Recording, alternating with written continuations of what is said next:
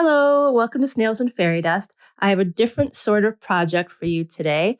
Every year, my daughters and I make homemade ornaments for our friends and family. And this year, I decided to incorporate beadwork into the ornaments so that I could share that project with you. I hope you enjoy it.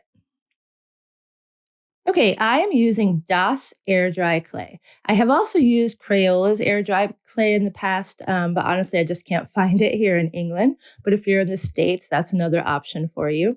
I have a cookie cutter, I have a roller, I have some pliers, I have these metal straws, and I have wire, which I'm going to use to form the hooks at the top of the ornaments. To get started, I roll out a big chunk of clay. I'm using these straws just to keep the thickness of the clay uniform. You could use dowels or, I don't know, rulers, whatever you have around. Just want to make sure you keep your thickness the same.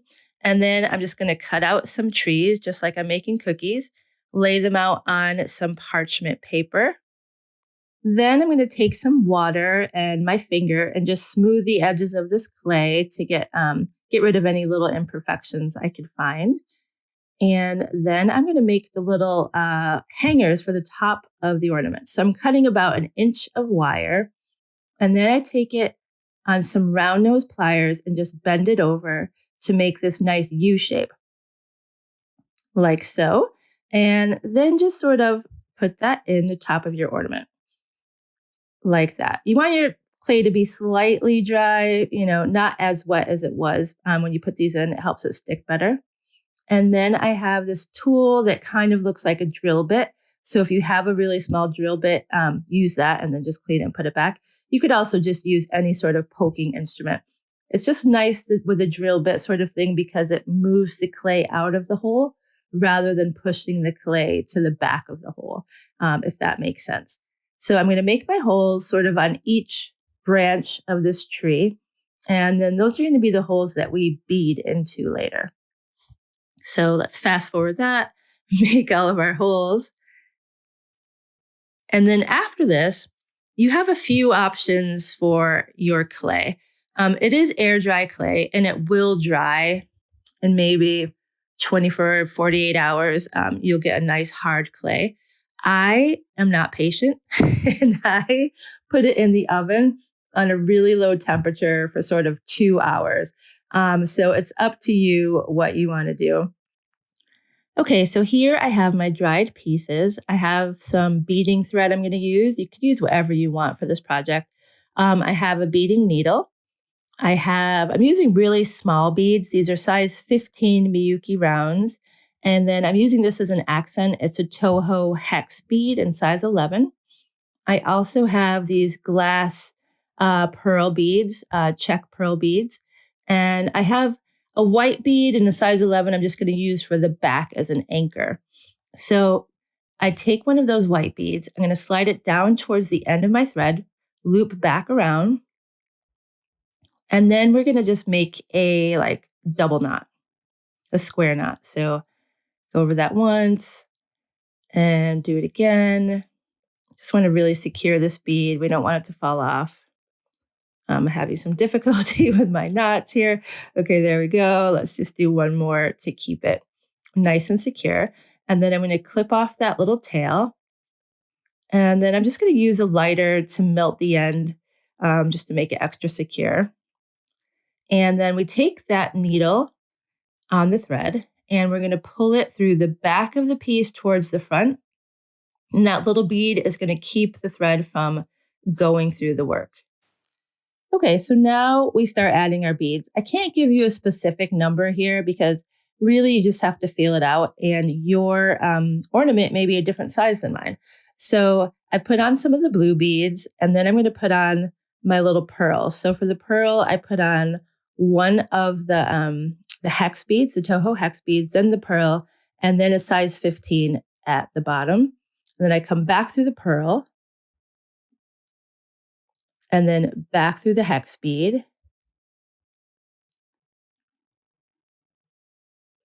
And then what that's going to do is create the effect of a little ornament hanging off of this strand of beads. So now I'm just going to add more of the small blue beads until I have enough that it seems like it's going to hang the way I want it to. So it's really all about sort of feeling it out. And then when I pull the thread through the back, I'm going to add one of those white beads again and then bring my thread back through. That white bead is just securing it in the back to make sure your thread isn't just going to come through the ornament. And that's it. We're just going to keep doing that all over the ornament until we sort of get the look we want. So I'm coming back through there and I'm going to work back and forth across the piece.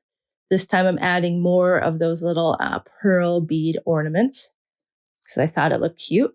And just sort of feel it out so that it gets the hang and the flow that you want. Sometimes I redo it a couple of times. I'll take it apart and put it back together because it's just not hanging the right way.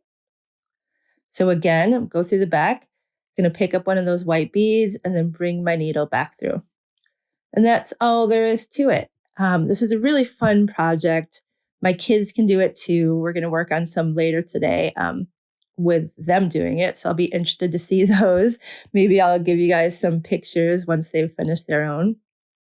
And we're just going to keep going back and forth. The only next part is at the end, I'll show you how to secure it. I also want to mention that those little wires at the top of the clay, some of them weren't as secure as I wanted them to be. And I did put some just white Elmer's glue on them to keep them really secure. I think it has to do with how stiff your clay is when you insert the wires. So you just want it to be not completely wet because then the hole ends up being bigger, if that makes any sense. So here I am, almost done. I'm adding that bottom row of beads. And again, I'm going to secure it in the back with a white bead. But this time this is my last one. So I'm going to go back through that bead, sort of loop around like I was making a stopper bead. Loop that down, pull it down as close to the ornament as you can. And then get your needle and just sort of loop underneath that string. I know it's hard to see here. Loop underneath the thread going over the bead so you can make a little loop to make a knot.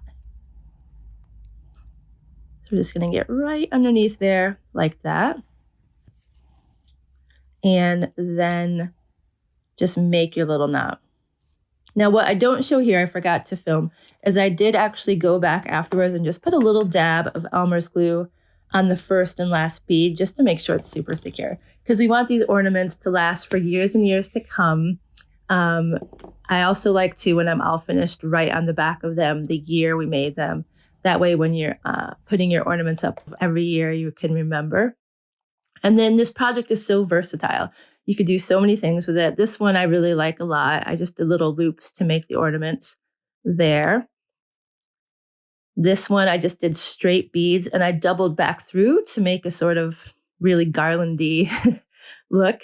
And this is another one like we just did, but green. So I hope you have fun. I hope you make beautiful things. Merry Christmas and see you soon.